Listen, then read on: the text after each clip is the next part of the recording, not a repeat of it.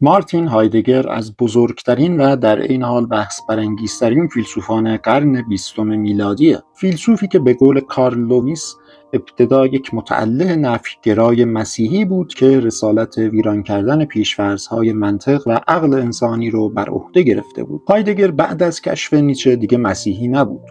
اما شاید اوج اندیشه هایدگر رو بتونیم در مصاحبه تاریخیش با مجله اشپیگل ببینیم.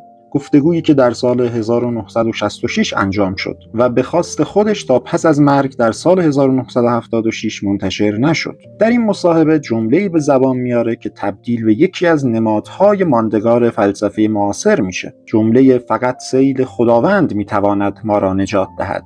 در سالهای بعد به نمادی از نگاه آخرالزمانی و ناامیدانه هایدگر نسبت به جهان مدرن بدل شد. اما این خدا صرفاً خدای ایمان دینی نیست، بلکه نشانی از امکانی متافیزیکی، رخدادی از جنس بازگشت معنا در جهانی که از درون تهی شده.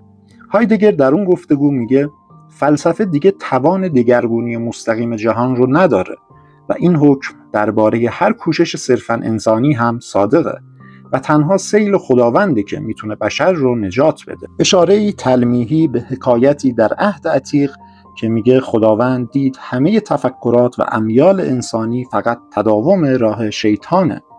از نگاه هایدگر اونچه برای انسان باقی مونده تنها آمادگیه.